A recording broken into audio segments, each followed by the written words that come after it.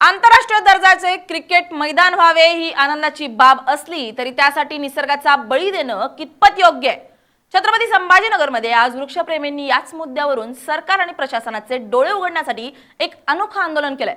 Garware stadium परिसरात आंतरराष्ट्रीय cricket मैदान उभारण्यासाठी मोठ्या प्रमाणात झाडतोड करण्याचा प्रस्ताव आहे। या निर्णयाच्या निषेधार्थ आज शहरातील वृक्षप्रेमींनी अनोख्या पद्धतीनं आंदोलन छेडलंय। जर आज झाडं वाचवली नाही तर उद्या ऑक्सिजन सिलेंडर घेऊन फिरावं लागेल असा सूचक इशारा या आंदोलनातून देण्यात आलाय।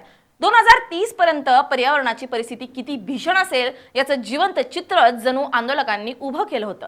यावेळी सामाजिक कार्यकर्ते रुपेश कलंत्री, नागेश उमरीकर आणि अन्य वृक्षप्रेमींनी प्रशासनाच्या या निर्णयावर जोरदार ताशेरे ओढलेत। वाढत्या उष्णतेच्या काळात झाडं तोडणं म्हणजेच मानवी जीवनाशी खेळणं आहे अशी भावना यावेळी व्यक्त करण्यात आली आहे। आता मास्क लावलेलं आहे, काय करायचं? झाडं उभी राहण्यासाठी 25, 30, 50, 60 इतक्या वर्षांचा कालावधी लागतो आणि ही झाडं एकदा तुडली की तिथे परत दुसरी झाडं किंवा जी काही शिफ्टिंग आपण ज्याला म्हणतो त्याच्यासाठी पण तेवढाच वेळ लागतो। परंतु ही झाडं ज्या प्रमाणात आपल्याला ऑक्सिजन देत आहेत, ज्या प्रमाणात आपल्याला गारवा देत आहेत, तर हा जो काही झाडांकडून आपल्याला मिळणारा सगळा ठेवा आहे तो आपल्याला झाडं तुटल्यानंतर तो मिळेल असा होतो। म्हणूनच आपण बघतो आहोत की एप्रिलचं ऊन आपल्याला मार्चमध्ये दिसतंय, मेचं ऊन आपल्याला एप्रिलमध्ये दिसतंय आणि लोक असह्य होत आहेत। उष्माघाताचे रुग्ण पण मोठ्या प्रमाणावरती वाढत चालले आहेत। त्याच्यामुळे झाडं वाचवणे, जी काही झाडं यापूर्वी लागली गेली, आपल्या पूर्वजांनी लावली, ती वाचवणं हाच आपला उद्देश असला पाहिजे। विकास तर आपल्याला करायचाच आहे, परंतु झाडं वाचवून देखील हा विकास केला जातो। पाश्चात्य देशामध्ये आपण बघतो आहोत की प्लॉटमध्ये जर झाड असेल तर ते झाड देखील इमारतीमध्ये समाविष्ट करून घेतलं जातं, त्याला पाडण्याचा पर्याय लोक अवलंबत नाहीत। तेव्हा ही बुद्धी आपल्या सगळ्या नियोजनकर्त्यांना येऊ यासाठी आम्ही हे आंदोलन उभं करतो। काय नाव? मी धनंजय लांबे। छत्री घेतलेली आहे आणि तोंडाला मास्क सुद्धा लावलेलं आहे। हे एक शुद्ध हवेचं एक अभियान, याच्या अंतर्गत आपण पर्यावरण म्हणजे बायोडायव्हर्सिटी मेंटेन करण्यासाठी पण एक लढा चालू आहे आपल्या पूर्ण औरंगाबाद संभाजीनगर जिल्ह्यात।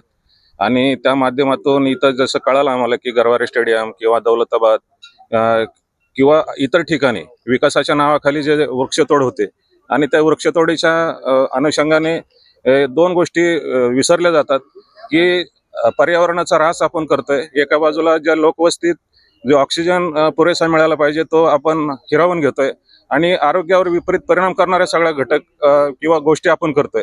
तर त्या टाळण्यासाठी म्हणून आपल्याला हे झाडं वाचली गेली पाहिजेत।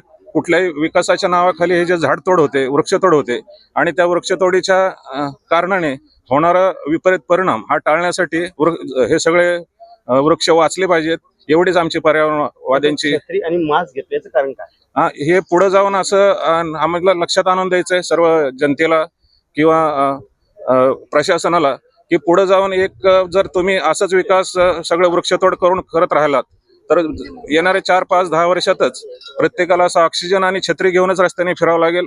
आणि काय सांगावं की त्यावेळेला किती लोक जगतील जर आजच आपण जागृत झालो नाही किंवा आजच आपण काय ऍक्शन घेतली नाही किंवा आमच्यात सगळ्यांना आव्हान आहे इतर लोकांना की आपण ह्या लढ्यात सगळ्यांनी मिळून सामील व्हायला पाहिजे किंवा प्रशासनाने सुद्धा याची दखल घेऊन विकासाच्या नावाखाली निव्वळ वृक्षतोड करत राहण्यापेक्षा आमचा विकासाला कुठलाही विरोध नाहीये, फक्त विकास अशा ठिकाणी करा की कुठल्याही प्रकारचे वृक्षतोड न होता तो विकास हवा आम्हाला। काय नाव आपलं? महेंद्र झगडे। काय सांगाल ताई, आपण हातामध्ये सध्या मास्क लावून फिरताय या ठिकाणी, काय कारण आहे? नमस्कार, मी डॉक्टर उर्मिला चाकूरकर, स्त्रीरोग तज्ञ आणि साहित्यिक। हा मास्क मी याच्यासाठी धरलाय की 2030 मध्ये ही परिस्थिती सगळ्यांवरच ओढवणार आहे, सगळ्या नागरिकांवर।